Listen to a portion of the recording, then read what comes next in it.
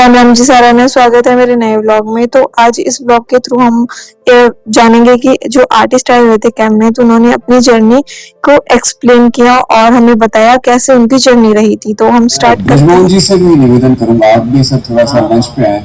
आप लगातार सबको पढ़ाते आए हैं और स्टूडेंट्स के साथ में नियमित आपका एक संपर्क रहे बच्चों के साथ में, और बहुत एग्जीबिशंस करते हैं सर। सर भी जो है बच्चों को लेके पूरे देश भर में जहाँ पे मौका पड़ता है वहाँ पे आ जाते हैं और उनके ग्रुप शोज करवाते हैं अपने स्टूडेंट्स के। He is very dedicated art teacher.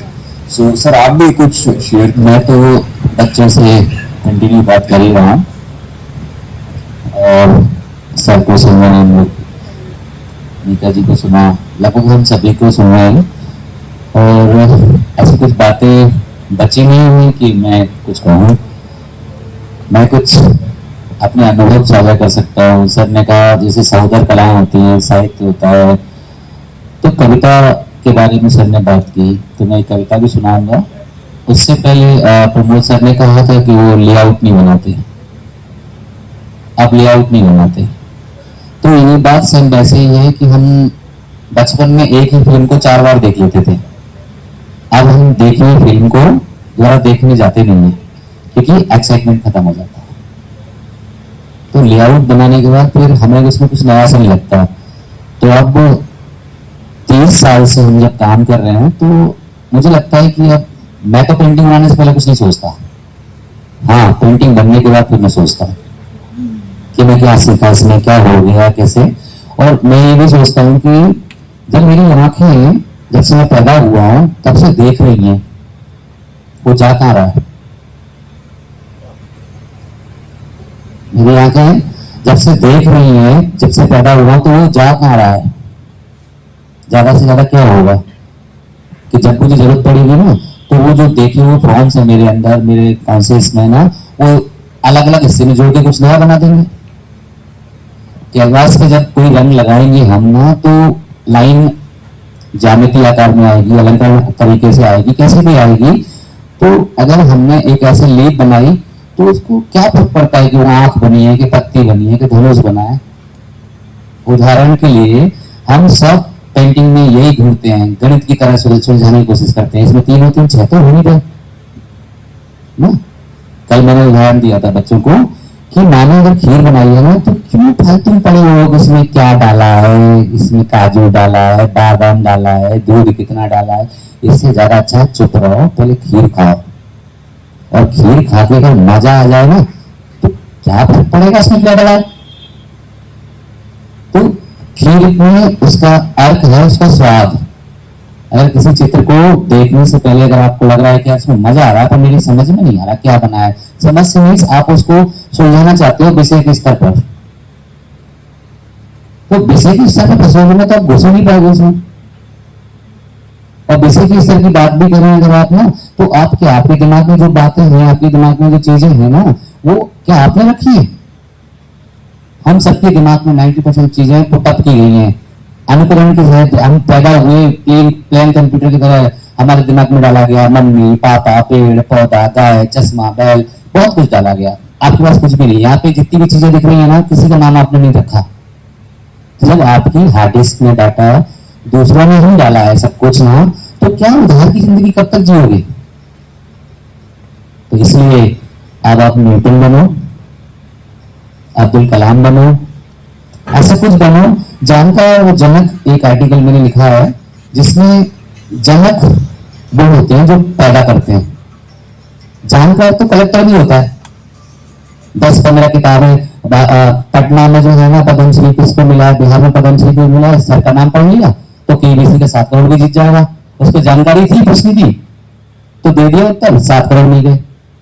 तो आपने पढ़ा है, कुछ जाना है कहीं से, तो जानकारियां कर करके एक शब्द को आप अपना नॉलेज बना लेते हैं, और फिर उत्तर आता है, उसका आंसर दे देते हैं, बट आप फाउंडर नहीं हो सकते।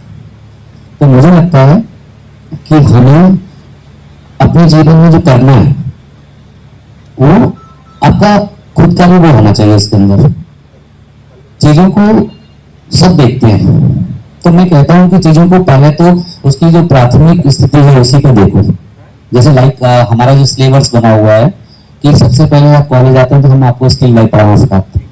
ओके, स्टिल लाइफ इसलिए बनाते हैं कि वस्तु के बाहरी आकार का आप जानकारी लें, समझें।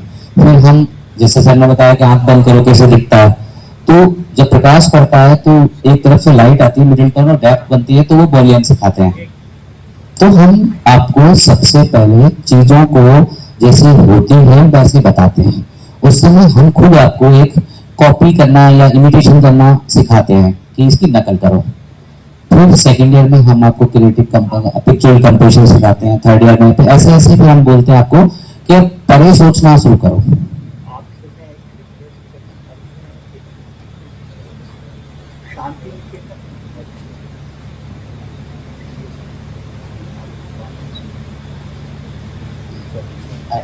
माफ आंसर कर दी।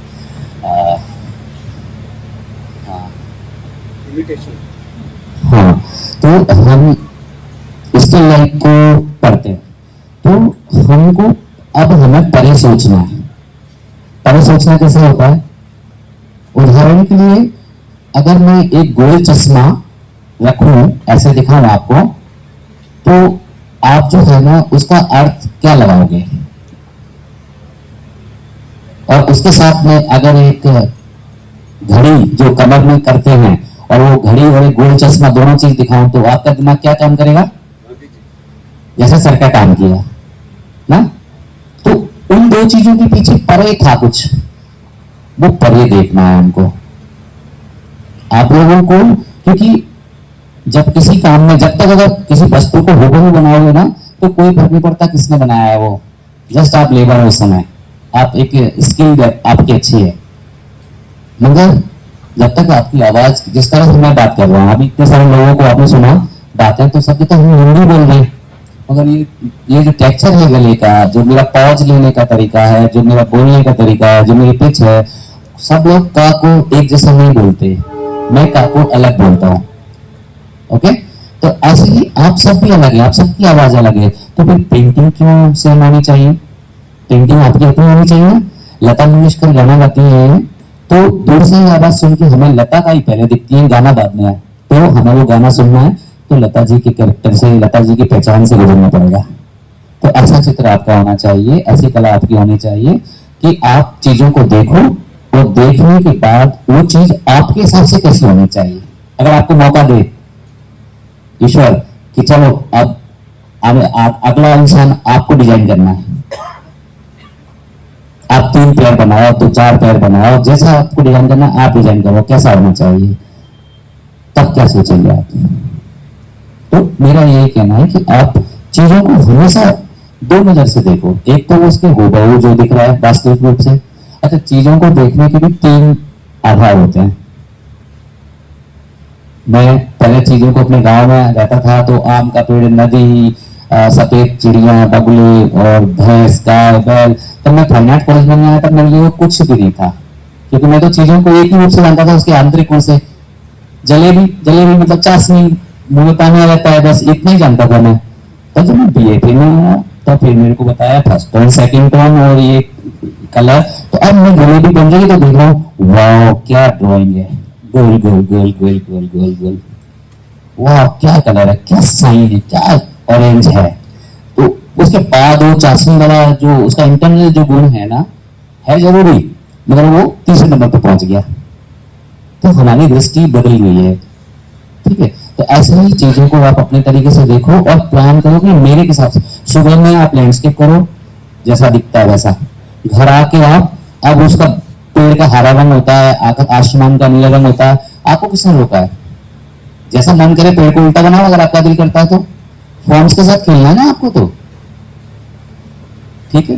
तो कुछ बातें मैंने आपको बताई, क्योंकि ये क्लास नहीं है, सब लोग बैठे हुए हैं, तो मैं आप लोगों को ये बोलूंगा खूब स्टडी करो और आप अपना एक काम ऐसा जो चीजों को जानो। क्योंकि एक बहुत बेसिक बात बता रहा हूं आपको, क्योंकि हमने अपनी आंख से जो कुछ भी देखा है, जब तक आप उसका सर्वाधिक स्केच बना रहे हैं, आप देख रहे हैं, तो ये स्केच बनाते समय आप जब किसी भी लाइट की या पंखे का या फूल का जब आप स्केच बनाते हो, तो स्केच बनाते समय वो फॉर्म आपके कॉन्शियस में ठहरती है।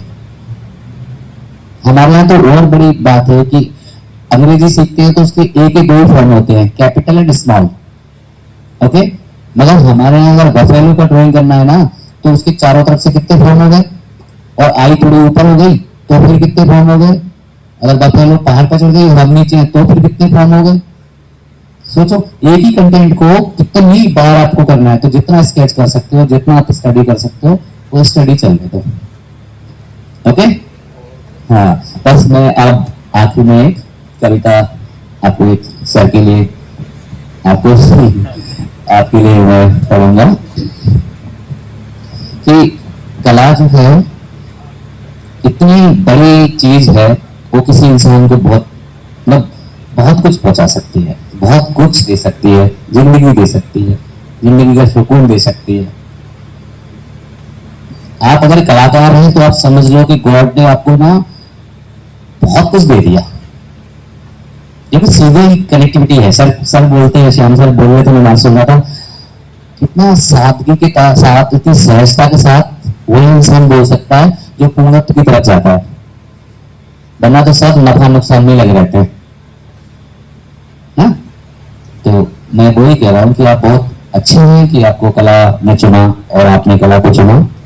तो कला के लिए जो है, जब मैं पहली बार कॉलेज में आया था तब एक पोएट्री लिखी थी मैंने, उसकी एक लाइन मैं बताता हूं आपको कि झट से हाँ कह देना और फट से मान लेना हल्के रंगों की कहानी है। झट से हाँ कह देना और फट से मान लेना हल्के रंगों की कहानी है, और हम नहीं सुधरेंगे गहरे रंगों की जुबानी। ये तो हो गया। अब मैं कविता पढ़ता हूँ कि कैसे मैं अपनी कला मुझे आत्मसात करता हूँ और वो मुझे कैसे ओढ़ती है, मैं कैसे ओढ़ता हूँ उसको। तो एक पेन कैनवास रखा हुआ था, उसको कंटिन्यू मैं देख रहा था स्टूडियो में, और मुझे लग रहा था कि मैं तो इसमें समा रहा हूँ, नजर मेरी उसमें अमन तक जा रही है। तो लिखा था कि अनंत सीमाओं तक दिख रहा था कैनवास पर मेरे, अनंत सीमाओं तक दिख रहा था कैनवास पर मेरे, लगातार देखता रहता हूं अक्स दिखते हैं तेरे, पल भर के लिए उभरता है अक्स और फिर डूब जाता है, हृदय तक फिर उभरता है और फिर डूब जाता है। इस उभरने और डूबने की प्रक्रिया में मैं डूबता ही जा रहा हूं। इस उभरने और डूबने की प्रक्रिया में मैं डूबता ही जा रहा हूं, और सोचता हूं एक दिन डूब जाऊंगा मैं मेरे ही कैनवास में, शायद मैं देखूंगा और देखता रह जाऊंगा। Conclude this session with a small prayer, और जिसका एक बहुत ही यूनिवर्सल मीनिंग है।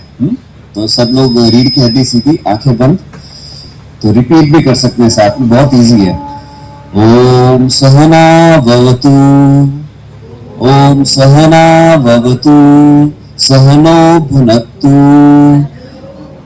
सह वीर्यं करवावहै, तेजस्विनावधीतमस्तु मा विद्विषावहै। ओम शांति शांति शांति है।